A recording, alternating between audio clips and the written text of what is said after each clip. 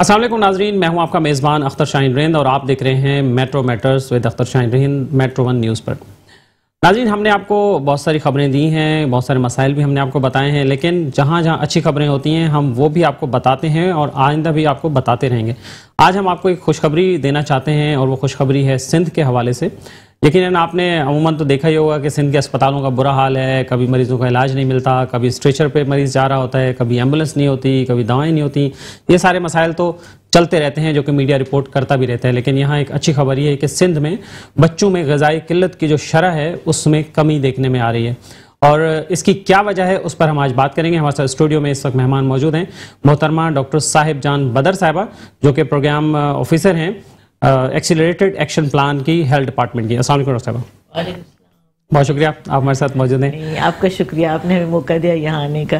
Thank you so much. क्या खुशखबरी है सिंध के लोगों के लिए?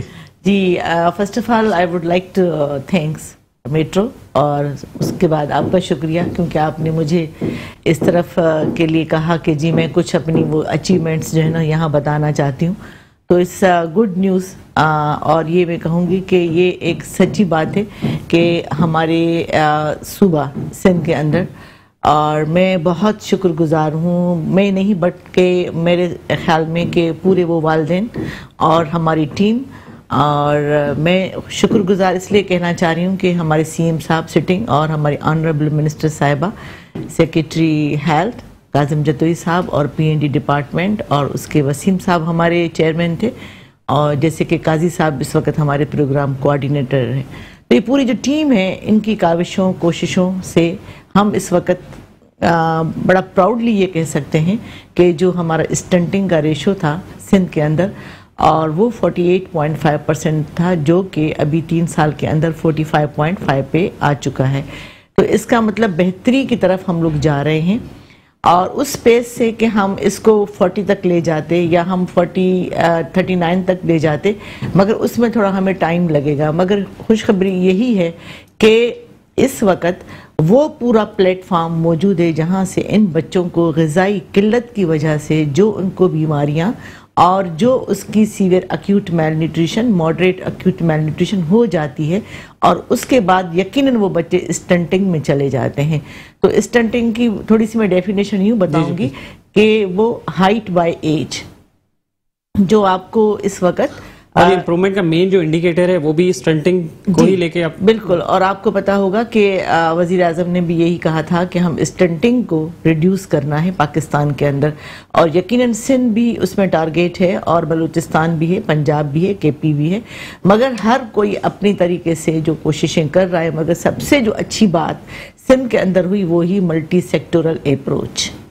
तो इस तहत हम लोग काम कर रहे हैं और उसमें हेल्थ 70% कंट्रीब्यूशन हेल्थ की है, उसके बाद फिशरीज़ है, लाइव स्टॉक है, एग्रीकल्चर है, लोकल गवर्नमेंट है, फैमिली प्लानिंग है और हमारे पास एजुकेशन। दी 7 सेक्टर्स मिला के हम काम कर रहे हैं।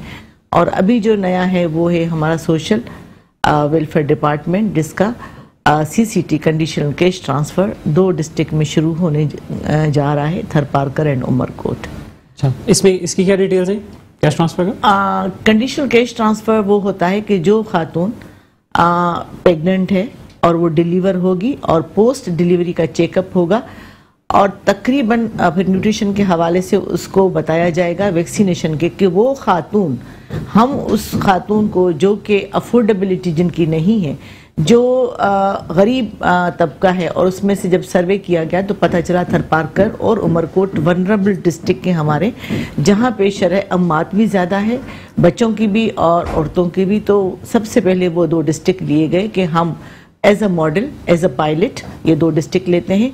तो खातून जब उसको हम राग़िब करते हैं कि 4 दफ़ा एंटीनेटल केयर के लिए वो आए, और क्योंकि जब वो 4 दफ़ा एंटीनेटल केयर मैंने कि हमल के दौरान मुआयना जो होता है, ताकि हम उसके अंदर 4 दफ़ा आने से फ़ायदा ये होता है कि जी जो डेंजर साइंस होते हैं वो कैप्चर हो जाते हैं। तो फिर उसी औरत को उसी हवाले से हम लोग ट्रीट करते हैं।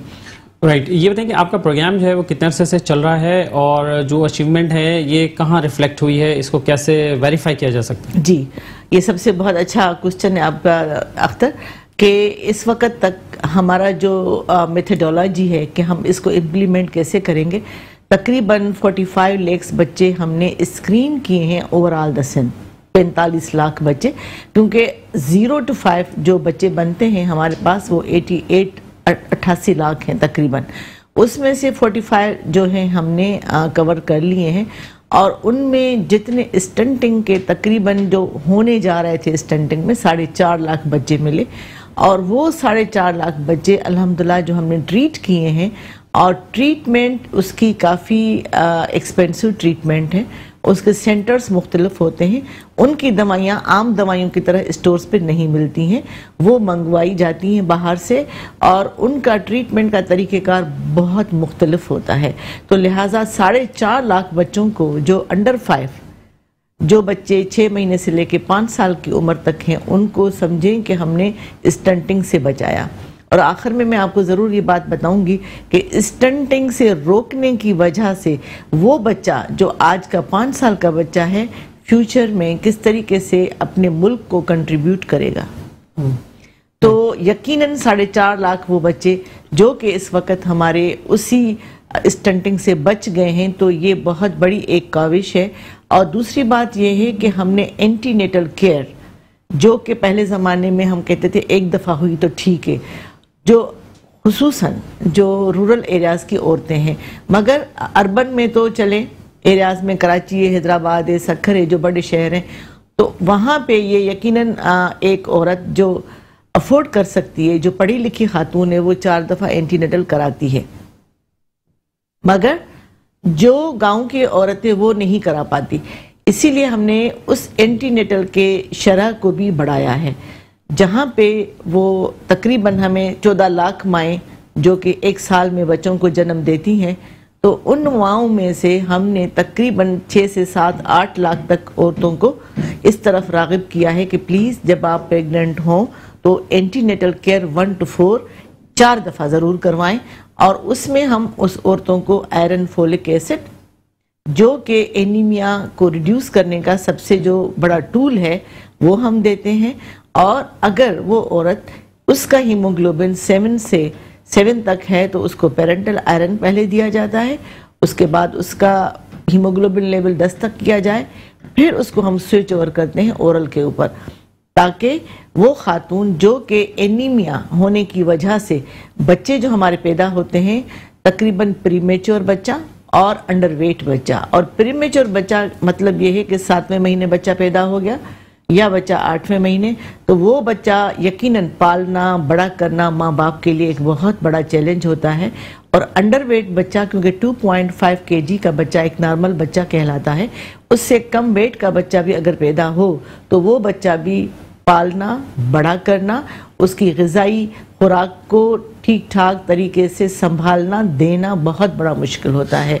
इसी वजह से हम कहते हैं कि हम इसको माँ को एंटीनेटल और उसके साथ फिर आयरन देना, और उसके बाद फिर बच्चे की निगहदाश्त करना, और बच्चे को फिर हम किस तरीके से 5 साल तक ले। चलिए, तो बहुत ज़बरदस्त बात है, अच्छी बात है, और आवाम को भी पता चलना चाहिए कि क्या चीज़ें अच्छी हो रही हैं, उनको भी इसका बात का पता चले।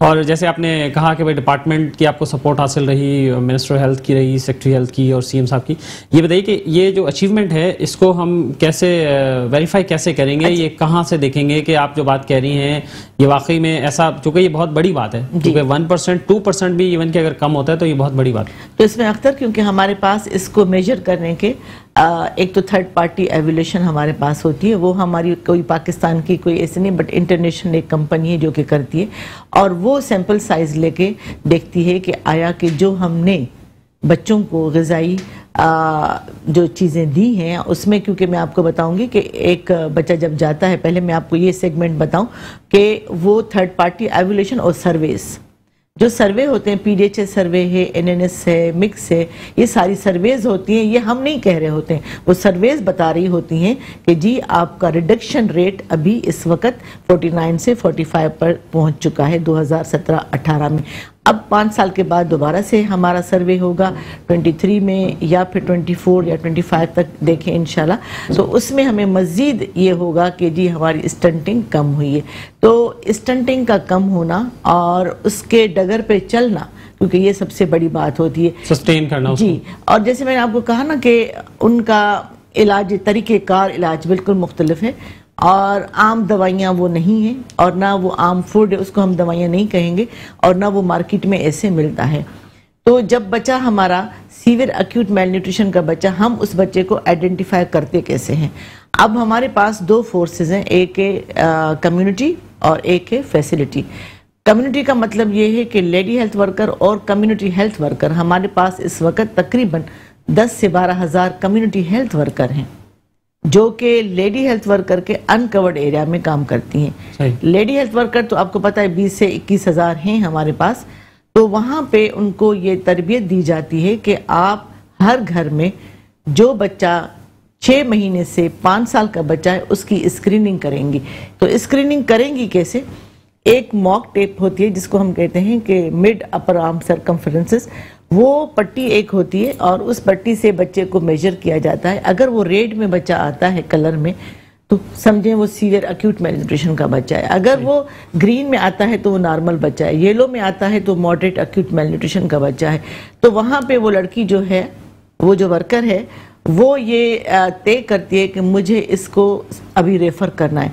जिस जगह वो रेफ़र करती है उसको हम कहते हैं OTP, out patient therapeutic programme.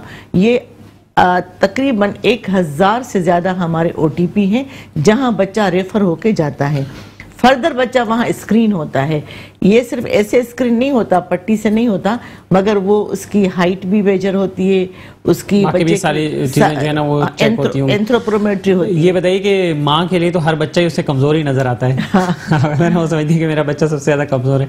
लेकिन ये बताइए कि आपकी गुफ्तगू सुनने के बाद भी जो बाकी भी लोग देखेंगे, अंदरूनी सिंध में कहाँ किन किन डिस्ट्रिक्ट में आप फैसिलिटी दे रहे हैं, और अगर कोई माँ वहाँ अप्रोच करना चाहे, वहाँ जाना चाहे, तो कैसे वो अप्रोच करे और क्या नियरेस्ट फैसिलिटी, उसको कैसे पता चलेगा? जी, हम इस वक्त 13 डिस्ट्रिक्ट में काम कर रहे हैं, और जो 10 डिस्ट्रिक्ट हैं उसमें जो यूरोपियन यूनियन है ACF, वो यही सेम एज इट इज़ काम कर रही है।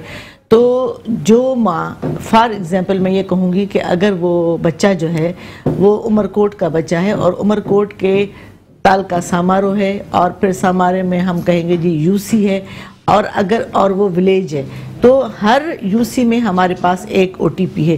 वो BHU जो PPHI हमारा पार्टनर है, और PPHI में वो बच्चा every BHU of the Sindh government health department के अंडर जो चल रहा है, सब BHUs के अंदर एक OTP सेंटर मौजूद है। सही, राइट। तो अब इसमें आगे आप क्या देख रही हैं बेहतरी? बस फाइनल लास्ट क्वेश्चन आपसे। जी, बेहतरी है कि जो बच्चे हमारे इस वक्त बहुत सीवियर एक्यूट मेल न्यूट्रिशन के शिकार होते हैं विद अ कॉम्प्लिकेशन, तो हम उनके लिए हमने न्यूट्रिशन स्टेबलाइजेशन सेंटर बनाए हैं, जो मैंने आपसे जो है शेयर भी किया था।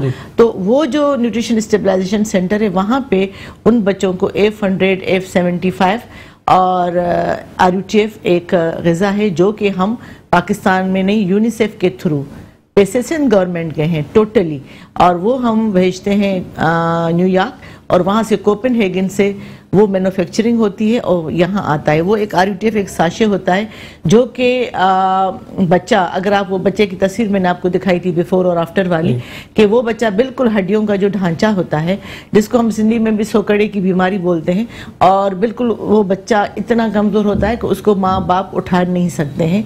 तो वो मेरेकल होता है आफ्टर द 8 वीक्स, 8 हफ्ते के बाद वो बच्चा बिल्कुल पहचाना नहीं जाता। तो उसके बाद अगर उसको कोई कॉम्प्लिकेशन हो जाए तो हम उसको न्यूट्रिशन स्टेबलाइजेशन सेंटर में भेजते हैं, जहाँ पे टीम है, हमारी डॉक्टरों की टीम है, पीडियाट्रिशियन है, वो देखते हैं, और वो बच्चा 1 से 1.5 महीना या 15 दिन वहाँ रहता है। चलें, ज़बरदस्त। ये तो आपने अच्छी खुशखबरी बताई, और इस बात को मेरे ख्याल में ज़्यादा से ज़्यादा प्रमोट करना चाहिए, प्रोपेगेट करना चाहिए, ताकि लोगों को पता चले कि वाकई गवर्नमेंट कुछ उनके लिए अच्छा भी कर रही है, कुछ उनके लिए अच्छा भी बहुत अच्छा कर रही है। बट यही है कि हम उसको अप्रिशिएट नहीं करते हैं, वो एक अलग बात है। इक्का दुक्का जो केसेस हो जाते हैं तो हम करेंगे, कोई और करे नहीं करे, लेकिन हम करेंगे। बहुत शुक्रिया आपका, आप हमारे साथ मौजूद रही हैं मैडम। Thank you. और नाज़रीन, आपने गुफ्तगू सुनी डॉक्टर साहिबजान बदर की, और उन्होंने बताया कि ग़िज़ाई किल्लत के हवाले से वो किस कदर काम कर रही हैं, और उसका आउटकम जो है बहुत ही अच्छा आ रहा है, खुशगवार नताइज आ रहे हैं, और उम्मीद कर सकते हैं मैडम की मौजूदगी में कि ये जो है सिलसिला ये सस्टेन करेगा। और यहाँ लेते हैं नाज़रीन एक ब्रेक, और ब्रेक के बाद दोबारा हाजिर होते हैं।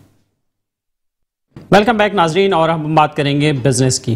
कारोबार में मुख्तलिफ कारोबार चल रहे हैं हमारे यहाँ रियल इस्टेट सेक्टर पर, ख़ास तौर पर जैसे कि वज़ीर आज़म इमरान खान की भी तवज्जो है और उनकी कोशिश है कि रियल इस्टेट सेक्टर का जो पहिया है मुल्क में वो चले, ताकि वो चलेगा तो उसके साथ जो वाबस्ता सनतें हैं वो भी चलेंगे और इससे माशी तरक्की जो है वो बहुत आसान होगी, उसका हदफ हासिल करने में आसानी होगी। आज हम ऐसे दो कामयाब भाइयों का जिक्र करेंगे और उनसे आपको मिलवाएंगे जो माशाल्लाह कामयाब बिल्डर्स हैं, और उनसे उनकी कामयाबी का राज जानेंगे ताकि आपको पता चले कि उनकी कामयाबी के पीछे क्या फार्मूला क्या है और वो लोग जो इस बिज़नेस में आना चाहते हैं वो क्या करें, उनको कैसे फॉलो कर सकें। हमारे साथ इस स्टूडियो में मौजूद है हमारे मेहमान, उनका मैं आपसे तारुफ करवाता हूँ। मोहतरम मोहम्मद कनान शेख साहब हमारे साथ मौजूद हैं, अस्सलाम वालेकुम, वेलकम।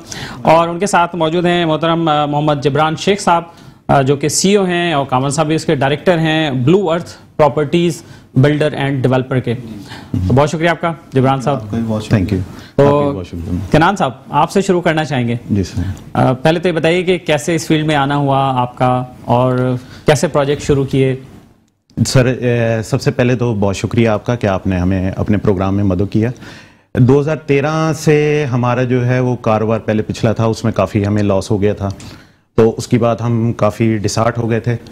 तो फिर हमने जंग अखबार में जो है वो पिपसेट का ऐड देखा, तो सर अमानल्ला पंजवानी उसके जो वो हेड हैं, तो वो उनसे हमने काफ़ी अच्छा मकसद रहनुमाई हासिल की और उसके बाद जो है वो हमने कारोबार का आगाज़ कर दिया।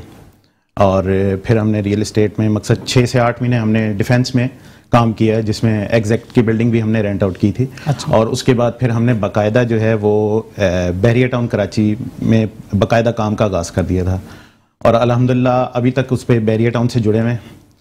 फिर तकरीबन 3 से 4 साल बाद जो मेरे दूसरे भाई हैं मोहम्मद इमरान, उनके साथ हमने जो है वो दोबारा जो है वो ज्वाइन कर लिया। उस वक्त हमने जो दोबारा ज्वाइन किया वो कंस्ट्रक्शन के हवाले से ज्वाइन किया था, तो वो फिर जो है हमें मकसद फिर उसमें भी काफ़ी फ़ायदा हुआ। तो फिर काफ़ी टाइम गुजरा, फिर उसके बाद फिर आहिस्ता आहिस्ता हमें घर भी मिलना शुरू हो गए। अल्हम्दुलिल्लाह इस वक्त 20 साइट्स चल रही हैं घरों की और 2 अल्हम्दुलिल्लाह कमर्शियल प्रोजेक्ट चल रहे हैं। जी चलें, ज़बरदस्त। जिब्रान शेख साहब ये बताइए कि पढ़ लिख के कुछ करना और वैसे ही शौक से आ जाना, इसमें क्या फ़र्क पाया आपने? देखिए ये है कि अगर शौक होना ज़रूरी है इस फील्ड में आने के लिए ना, अगर किसी भी काम को करना है तो उसके लिए शौक लगन होना ज़रूरी है। अब जैसे ये था कि ये हमारा ये फील्ड नहीं थी, लेकिन हमें मजबूरी थी और हमारा एक लॉस हुआ था, तो हमें इस फील्ड से अच्छी कोई फील्ड और कोई सूट नहीं कर रही थी।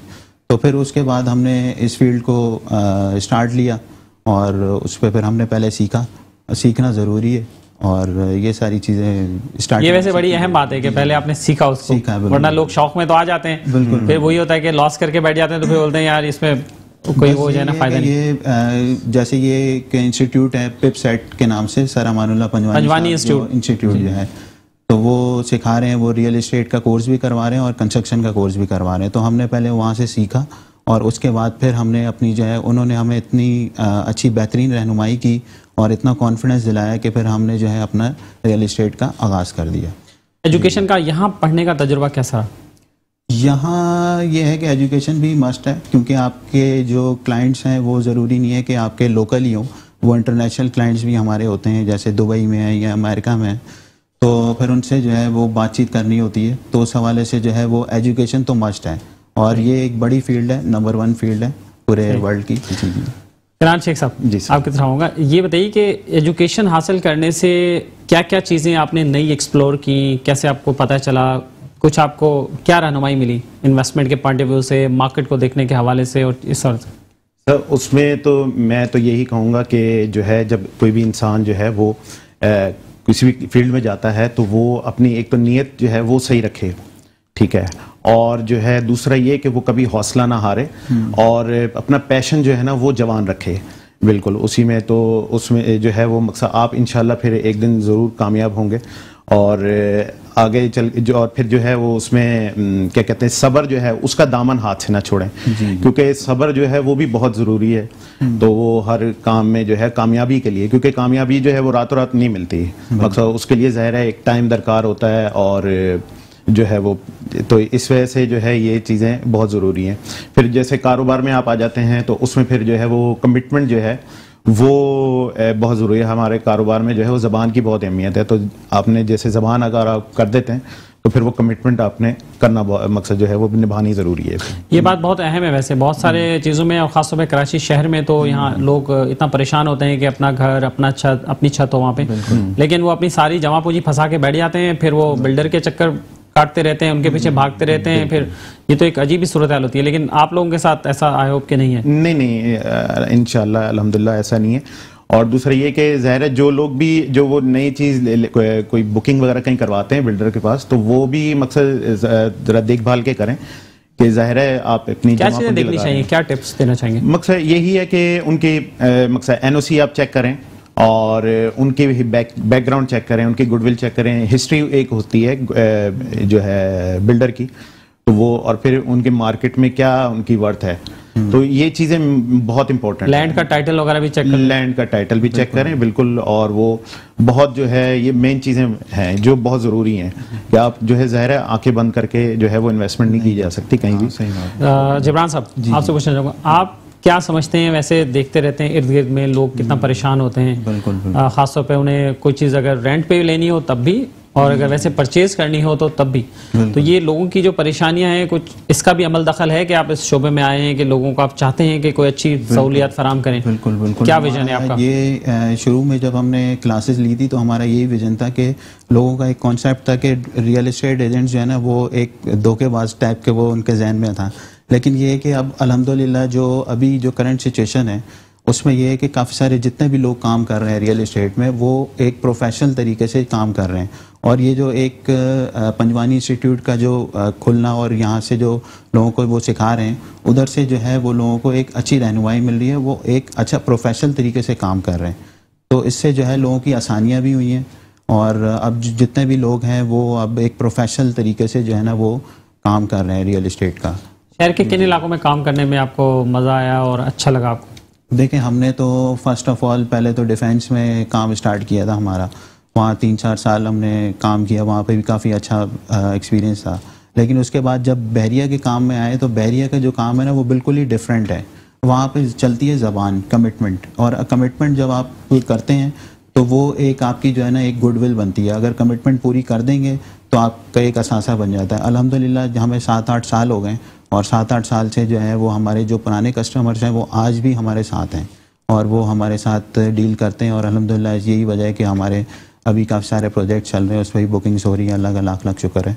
अच्छा जान साहब, ये बताइए कि आप जो काम कर रहे हैं उसमें आपके अपने भी प्रोजेक्ट्स उसमें अब ला रहे हैं, आप लोग शामिल हैं, तो आप किस कैटेगरी को सर्व कर रहे हैं? हमारे यहाँ सोशो इकोनॉमिक कैटेगरी जो है वो आप किसको सर्व कर रहे हैं, और क्या कोई ऐसा भी आपका प्लान है कि वो लोग जो बहुत महंगे घर अफोर्ड नहीं कर सकते, बहुत महंगी रिहाइश नहीं ले सकते, मिडिल क्लास ही सही, अब उनके लिए भी कोई है प्लान आपके? जी हाँ, बिल्कुल। हम जो है इंशाल्लाह आगे चल के हम इस तरह के भी प्रोजेक्ट्स लाएंगे जिसमें और भी कैटेगरीज को, और ये भी जो अभी हम जो प्रोजेक्ट्स आ रहे हैं इसमें भी हमने मिडिल क्लास को फोकस किया है कि जो है ताकि इसमें ज़्यादा प्राइस भी ना हो और एक बहुत ही अच्छी हम लिविंग दे सकें। बहुत अच्छी लग्जरी जो है हमने अपार्टमेंट्स इसमें निकाले हैं। सारे अपार्टमेंट इसमें हमने वेस्ट ओपन रखे हैं, उसके साइजेस भी हमने ये नहीं है कि कोई वो डरबे बना दिए, तो वो बहुत अच्छे, जैसे अगर आप देखेंगे हमारा कंपैरिजन करेंगे तो हमारे जस्ट लाइक ए पोर्शन आपको फील होंगे जो अपार्टमेंट्स हैं, तो वो और फिर बहुत अच्छी लोकेशन पे है। तो हमारा फोकस यही है कि हम जो है जितना कोशिश कर सकें ज़्यादा से ज़्यादा कैटेगरीज को हम जो है वो उनके लिए हम काम कर सकें उनके लिए। मैं आपसे ये ज़रूर जानना चाहूँगा कि आपने बताया कि आप शुरू में आए और फिर थोड़ा नाकामी का सामना करना पड़ा, उसकी वजूहात क्या थी? आपने क्या वजूहात निकाली ताकि बाकी लोग, देखने वाले हमारे नाज़रीन जो है वो सुने और उससे अवॉइड करें? जी जी बिल्कुल। देखें, तजुर्बा अपना शेयर करें। तजुर्बा बिल्कुल। देखें, उसमें ये है कि एक तो शुरू में ज़ाहिर है बंदा आता है तो हालांकि हमने वैसे तो बहुत अच्छी टिप्स सीखी थी पिपसेट से, लेकिन ये कि फिर भी जैसे कुछ होता है कि वो बाज़ दफ़ा बंदा जल्दबाजी कर लेता है, ठीक है, या कोई लालच कर लेता है, तो ये चीज़ें जो है ना बिल्कुल ना करें। मैं तो नए आने वालों को बिल्कुल कहूँगा कि भाई आप बिल्कुल वो इस तरह का बिल्कुल गलती नहीं कीजिएगा कि कोई जल्दबाजी करें या कोई लालच में आए, और आराम से, और जो काम है बस अल्लाह पे छोड़ दें, अल्लाह तवक्कल करें, इंशाल्लाह कामयाबी आपको मिलेगी इंशाल्लाह। राइट। और आप क्या कहना चाहेंगे जिब्रान साहब, अब नेक्स्ट आप क्या करने जा रहे हैं, लोगों को क्या मशवरा देना चाहेंगे जो इस फील्ड में आएंगे? जो इस फील्ड में नए आने वाले लोग हैं वो तो मैं तो सबसे पहले मशवरा यही दूंगा कि वो पहले सीखें इस काम को अच्छी तरह, और सीखने के बाद जो है फिर वो उसको अपना जो है वो रियल एस्टेट का बिज़नेस स्टार्ट करें। क्योंकि सीखने अगर अब वो सीखेंगे नहीं तो अगर वो स्टार्ट करेंगे तो वो आप समझ लें कि उनको 3-4 साल लग जाएंगे काम सीखने में और ठोकरें खाएंगे। तो बेहतर ये है कि आप सीख कर आएंगे तो पंजवानी इंस्टीट्यूट बेहतर इंस्टीट्यूट है, वहाँ से आप सीखें और उसके बाद चलिए हम इस पे भी बातचीत का सिलसिला जारी रखें। यहाँ एक ब्रेक लेते हैं नाज़रीन और ब्रेक के बाद दोबारा हाजिर होते हैं। वेलकम बैक नाज़रीन, और हम बात कर रहे थे रियल एस्टेट सेक्टर के हवाले से और हमारे साथ मेहमान मौजूद हैं मोहम्मद कनान शेख साहब और मोहम्मद जिब्रान शेख साहब। कनान साहब ये बताइए आपका अभी प्रोजेक्ट कौन सा चल रहा है अभी करंट? देखिए हमारा अभी जो चल रहा है वो डॉल्फिन सेंटर के नाम से चल रहा है, मिडवे कमर्शियल ए में ग्राउंड +6 की बिल्डिंग है और उसमें सारे ऑफिस, वो पूरी ऑफिस बिल्डिंग है और हेड ऑफिस के बिल्कुल करीब है और वो अभी अंडर कंस्ट्रक्शन है। इसके अलावा हमारा अनकरीब जल्द जो है वो जिना आइकॉन के नाम से जो ग्राउंड +18 बिल्डिंग है वो अनकरीब जल्दी शुरू कर रहे हैं, उसकी इंशाल्लाह जल्दी डिगिंग हो जाएगी। तो उसमें वेस्ट ओपन अपार्टमेंट्स हैं। और अच्छा वैसे ये बताइए कि आप बहरिया में जो कि काम कर रहे हैं, तो बहरिया में जो लोग इन्वेस्ट करना चाहते हैं और वहाँ प्रॉपर्टी को लेना चाहते हैं तो उनको क्या एहतियात क्या करनी चाहिए? लोग तो काम कर ही रहे हैं ज़ाहिर है, बहुत सारे और सारे लोग काम कर रहे हैं, तो आपको उन्हें जनरल को ऐसी टिप्स दें कि जिसकी वजह से उनका जो इन्वेस्टमेंट है वो सिक्योर रहे। हाँ देखें, अगर वो जो है प्रोजेक्ट्स में कर रहे हैं तो वो जैसे मैंने पहले आपको बोला था कि बिल्डर की हिस्ट्री, उसका बैकग्राउंड होता है, तो वो सारी बहुत चीजें जरूरी हैं। जाहिर है देखने में तो सभी अच्छे लगते हैं, हाँ, सभी अच्छे, दफ्तर भी अच्छा बना होता है, लोग भी अच्छे नजर आते हैं, पढ़े लिखे नजर आते हैं, लेकिन उसके बाद हाँ तो वो यही है कि वो जो है बिल्डर की हिस्ट्री और जो है उनकी जो है वो बहुत ज़रूरी है। तो वो जब तक ये चीज़ें नहीं आप देखेंगे तो, और उनका काम चल रहा है तो वो भी आप देखें ज़रूर। और इसके अलावा जो है आप जो क्या कहते हैं बिल्डर की हिस्ट्री है और बाकी जो है आप एनओसी वगैरह जो है वो भी चेक करें, तो जिसकी वजह से जो है वो आप अपने सिक्योर कर सकते हैं। राइट। और जिब्रान साहब आप क्या समझते हैं कि शहर के और इलाकों में और जो हुकूमत ने इकदाम किए हैं अभी उसके हवाले से रियल एस्टेट सेक्टर अब कैसा जा रहा है? अब अपने स्ट्रीम पे आ रहा है या अभी थोड़ा टाइम लगेगा? आपका क्या ख्याल है? देखिए, जो प्राइम मिनिस्टर इमरान खान साहब ने जो न्यू इंट्रोड्यूस कराया है रियल एस्टेट सेक्टर को, उस हवाले से जो है रियल एस्टेट सेक्टर जो है वो काफ़ी बूम कर रहा है इस टाइम पे और कंस्ट्रक्शन का काम काफ़ी तेज़ी से चल रहा है यहाँ पे। और आप अगर कभी आपका मौका लगे तो आप अगर बहरिया टाउन में खाली अगर विज़िट करें तो आपको बेतहाशा जो है वो कंस्ट्रक्शन नज़र आएगी। और जो प्राइवेट सेक्टर है वो काफ़ी जो है ना वो अच्छा जा रहा है इस टाइम पे। तो जो है ये कंस्ट्रक्शन का काम इंशाल्लाह आगे चल के उम्मीद है कि और अच्छा जाएगा। राइट।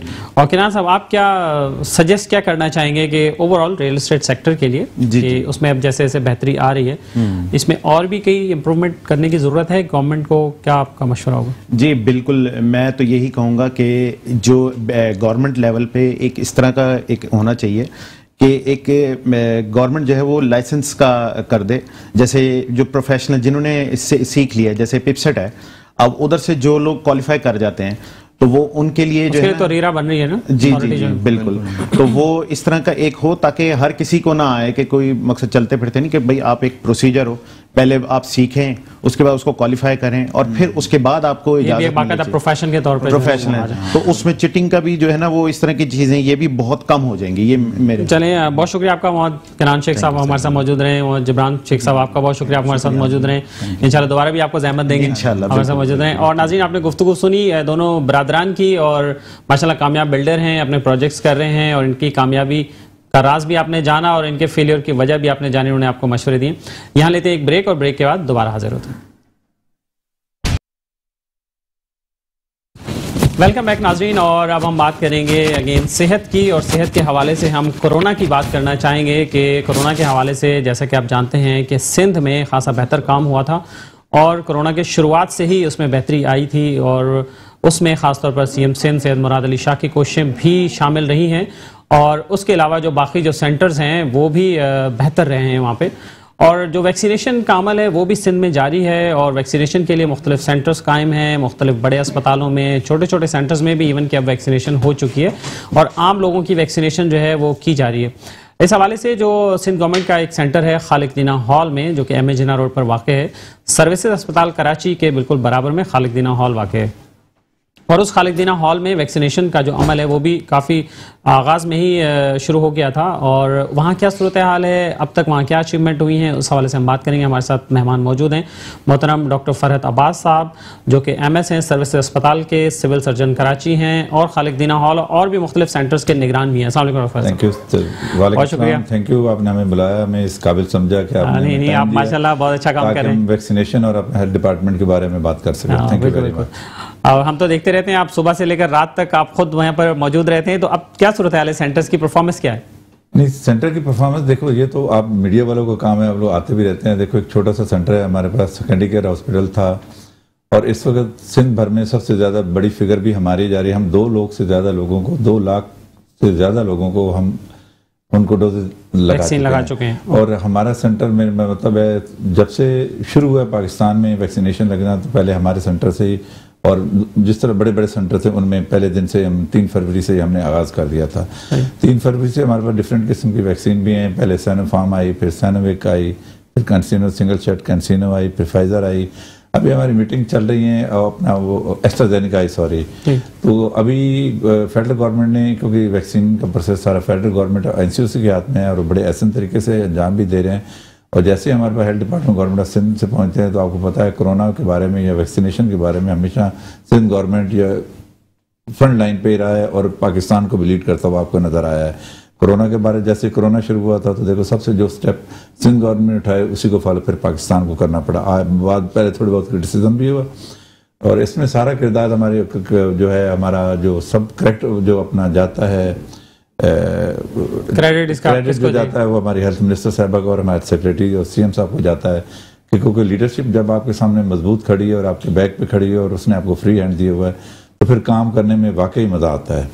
तो 2 लाख से ज़्यादा वैक्सीन लगाना एक छोटे से सेंटर से, और इसके अलावा फिर हमने अपना एक सेंटर अपना हाई कोर्ट में बनाया है, एक असेंबली बिल्डिंग, जो मेन असेंबली बिल्डिंग है, जारी बात है, वो भी वहाँ पे भी अंडर सुपरविजन सर्विसेज हॉस्पिटल हमारा वैक्सीनेशन सेंटर चल रहा है।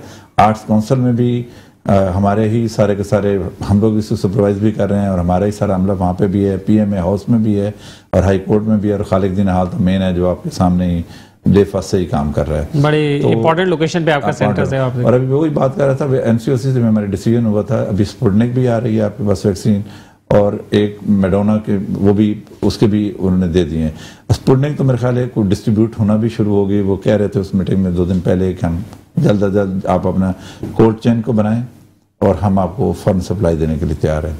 राइट, तो इसमें अभी मजीद आपको सपोर्ट की जरूरत है, चीज़ों को मजीद स्ट्रीमलाइन करने में। और आपने हॉल तो अच्छा किया, तो AC हो गया आपका हॉल, तो हाल भी AC हो गया, लेकिन आपने खुद देखा कि एट दैट टाइम पे जब सख्त गर्मी थी, 2 महीने हमने दिन रात वहाँ पे, रात को 12 बजे से 12 बजे एंड टाइम था, लेकिन हमें 2 बज जाते थे, रात के 2 बज जाते रमज़ान के टाइम में। लेकिन उस वक्त आप मतलब बार विजिट भी किया, पाँव रखने की जगह नहीं होती, लेकिन हमने इस चैलेंज को कबूल किया, और हमने ऐसा तरीके से निभाया भी। एक छोटा सा सेंटर में, छोटा सा hospital, trust secondary care hospital के तौर पे हमने एक चैलेंज को कबूल किया, और फिर हमने पाकिस्तान में इस वक्त फिगर भी हमारे सेंटर का सबसे ज़्यादा आ रहा होगा। कैसा लगता है जब लोग उसका फीडबैक अच्छा देते हैं? सर, इसमें वाकई के शुरू में तो वो थोड़ा बहुत सेटिस्फैक्शन भी होती है, लेकिन खुदा की कसम मेरा मतलब है कि इतना एक सुकून मिलता है जब औरत के, बूढ़ी औरतों या बूढ़े बंदों को या लोगों के दिलों से जो आपके लिए दुआएं निकलती हैं ना, तो वो वाकया हम एक्सप्लेन भी नहीं कर सकते। वही हमारी जीत है, थकन उतर जाती होगी नहीं, पूरी जिंदगी भर का सरमाया भी वही है। देखो, बाकी सारी चीजें आने जानी है, यही चीजें बाकी रह जानी है किसी की। और बाद लोग हाइपर भी होते हैं, जरी बात है, गर्मी में खड़े हैं और वो वेट भी कर रहे हैं। लेकिन ये देखो, मेरा तो हम सबसे बड़ी बात है कि इस कोरोना ने कितनी पूरी दुनिया में तबाही फैलाई है। वर्ल्ड डेवलप नेशन में तो उसने उनके पूरे हेल्थ सिस्टम को फेल कर दिया है, लेकिन पाकिस्तान के जो वसाइल थे, हमने सब कुछ अपने झोंका। इन्हीं नॉर्मल मास्क के साथ मेरा मतलब हमने काम किया, कोरोना में भी काम किया, वो भी किया। तो we have to salute the front line health care worker, किसी से पीछे नहीं रहे और आवाम के साथ खड़े रहे। और अगर उनके मर्टलिटी रेट भी दिखा लें, ये जो कोरोना हुआ वो भी उनके बराबर ही खड़े रहे, हम डरे नहीं हैं। हालात जो भी थे वी हैव टू, हमने फेस किए है। नहीं, इसमें कोई शक नहीं है। और आप सब फ्रंट लाइन वर्कर्स हैं और उसमें बिल्कुल आपको सलाम है, पूरी कौम का आपको सलाम है और सलाम पेश भी किया गया उस मौके पे। यकीनन आपके साथ आपकी टीम का भी एक अहम किरदार रहा होगा, हॉस्पिटल की टीम आपकी। और मैं कभी भी आई भी बिलीव करता ही नहीं हूँ, एक टीम वर्क होता है, वही पे ही करना चाहिए। और सबसे बड़ी बात है कि टीम वर्क अच्छी मिली है और टीम वर्क ने भी दिन रात मेहनत की। और पीछे फिर बैक पे आपकी जो सपोर्ट थी वो बड़ी एक मेरा मतलब दबंग किस्म की हम सपोर्ट मेरी हेल्थ मिनिस्टर साहब से और हेल्थ सेक्रेटरी साहब से और सीएम साहब से। अब देखो इन छोटे छोटे सेंटरों में मैं आपको बात बताता हूं, 3 दफा मेरे पास जब ICID बन रहा था तो सीएम साहब खुद आए थे, हेल्थ मिनिस्टर साहब तो 7-8 दफा आई, और हेल्थ सेक्रेटरी साहब हर चौथे दिन बाद आपसे भी कई दफा मुलाकात हुई है उधर भी, तो वो भी आते रहे। तो जब एक लीडरशिप की आपके साथ ये कमिटमेंट है तो फिर काम करने में वाकई मजा आता है, फिर आपको किसी किस्म की किसी प्रेशर लेने की जरूरत नहीं होती है। बहुत शुक्रिया आपका डॉक्टर फरहत साहब, आप हमारे साथ मौजूद रहे। इंशाल्लाह आपको फिर भी दोबारा भी ज़हमत देंगे और इसमें मजीद कुछ गुफ्तगू करेंगे। और नाज़रीन, आपने गुफ्तगू सुनी डॉक्टर फरहत अब्बास साहब की, और वहाँ पे वैक्सीनेशन का सिलसिला जारी है। अगर आपने वैक्सीन नहीं कराई तो आप वहाँ जा सकते हैं खालिदीना हॉल में। करना चाहूँ तो जी बस मुख्तसर, हाँ मैं सिर्फ मुख्तसर ये कहूँगा, देखो जब इंडियन वेव आई थी तो लोगों का रश बहुत ज़्यादा था। देखो वैक्सीन के अलावा हमारे पास कोई हल नहीं है। हम अपनी पूरी कौम से अपील करते हैं, एक्टिविस्ट से और हीरो से और पॉलिटिशियन से भी, खुदा के लिए और जो एक्टिव मेंबर हैं सोसाइटी के, कि फिर ये थोड़ा सा स्लो हो, लोगों को ज्यादा घरों से निकाल वैक्सीन। थैंक यू बहुत शुक्रिया। और नाज़रीन, अपने मेज़बान अख्तर शाहीन को इजाज़त दीजिए, अपना ख्याल रखिएगा, अल्लाह हाफ़िज़।